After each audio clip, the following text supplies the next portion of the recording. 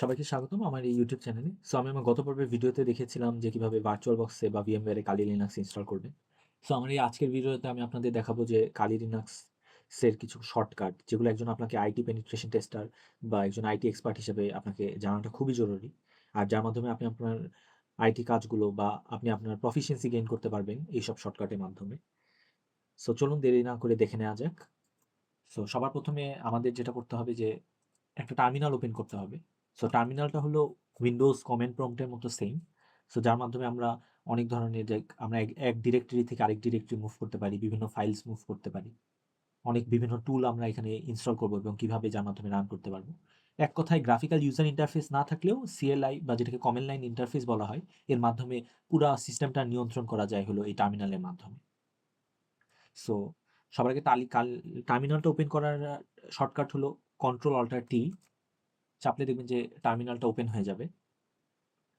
তারপরে আপনারা দেখবেন যে টার্মিনালটা ফন্ট সাইজ বা যেটা টেক্সট আছে এটা খুবই ছোট আকারে থাকবে বাই ডিফল্ট। এটা যদি পড়তে আপনাদের সমস্যা হয় সেক্ষেত্রে আপনারা Ctrl-Shift++ এ চাপ দিবেন। দেখবেন যে এটা বড় হওয়া শুরু হয়েছে টেক্সটটা। তারপরে যদি চান যে না এটাকে আপনার এট দ্য সেম টাইম আপনি এটা চাচ্ছেন যে ছোট করতে, সেক্ষেত্রে আপনি Ctrl- প্রেস করবেন। তাহলে ছোট হওয়া শুরু করবে।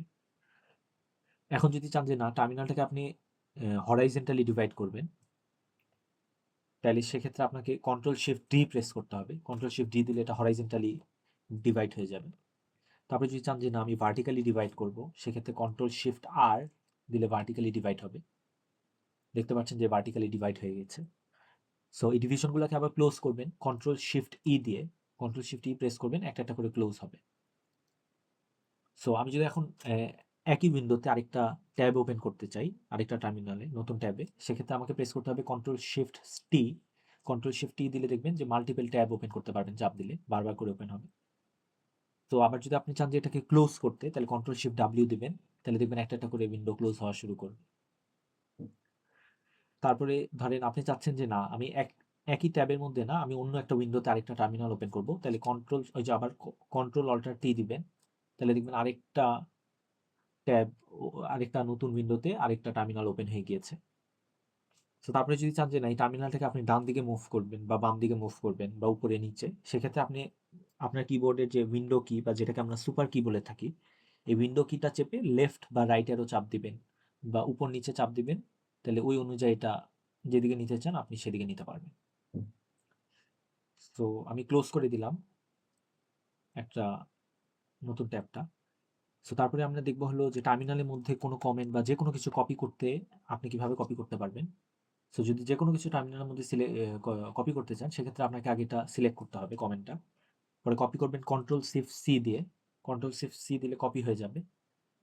তারপরে Ctrl-Shift-V দিলে দেখবেন পেস্ট হয়ে যাবে সেম কমেন্টটা।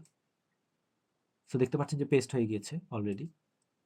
সো তারপরে ধরেন আমি এই টার্মিনালে যে কোনো ধরনের কমেন্ট বা কোনো প্রসেস আমি রান করছি, তো এটা যদি আমি একদম স্টপ করে দিতে চাই, তাহলে আমাকে Ctrl-C চাপতে হবে। Ctrl-C চাপলে এটা অটোমেটিক্যালি অফ হয়ে যাবে।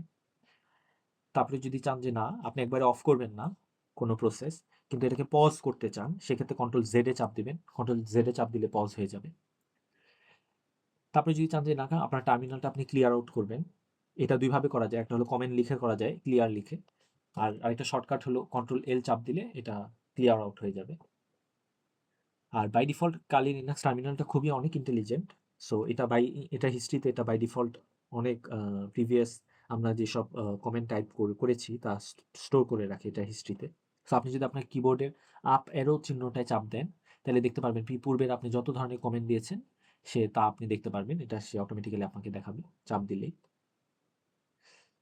আরেকটা খুবই গুরুত্বপূর্ণ শর্টকাট হলো ট্যাব কি আমাদের কিবোর্ডের। ধরেন আমি এখানে সিডি ডাউন লিখলাম। ডাউন লেখার পর আমি যদি ট্যাব কি প্রেস করি, ট্যাব কি, এটা আমার দেখতে পাচ্ছেন যে আমার জন্য এই কমেন্টটা অটো কমপ্লিট করে ফেলেছে। অটো কমপ্লিট করে ফেলবে আমার জন্য কমেন্টটা। তারপরে এন্টার দিলে আমি ডাউনলোডস ডিরেক্টরিতে চলে যাব। আমি যদি আবার সিডি প্রেস করি, আবার যদি সিডি প্রেস করে আমি যদি ডাউন দেই, তারপরে আমি যদি এখন ট্যাব দুইবার চাপ দিই, তাহলে সে আমাকে অ্যাভেলেবেল যত ধরনের কমেন্টস আছে বা কি কি কমেন্ট দেওয়া যাবে সেটা আমাকে দেখাচ্ছে। দেখতে পাচ্ছেন যে এটা আছে। সো এখন যদি আপনারা কেউ যদি চান যে না আমার এই সিস্টেমটাকে আপনি রিস্টার্ট করবেন, সেক্ষেত্রে আপনি রিবুট লিখে এন্টার দিলে এটা অটোমেটিক্যালি রিস্টার্ট হয়ে যাবে। এই পর্যন্তই ছিল আজকের শর্টকাটগুলো। আরেকটা শর্টকাট হলো যে i-night 0 যদি লেখেন, i-night 0 যদি দেখেন, তাহলে এটা অটোমেটিক্যালি আপনার সিস্টেমটাকে বন্ধ করে দিবে। সো আমি আমার পরবর্তী ভিডিওতে দেখাবো যে কিভাবে আপনি কমান্ডের মাধ্যমে কালি লিনাক্সের ফোল্ডার বা বিভিন্ন সিস্টেমে বিভিন্ন টুল রান করবেন এবং কালি লিনাক্সের এক ডিরেক্টরি থেকে আরেক ডিরেক্টরি যাবেন। এটা আমি আমার পরবর্তী ভিডিওতে দেখাবো। সো ততদিন পর্যন্ত আশা করি আপনারা ভালো থাকবেন। সো ধন্যবাদ।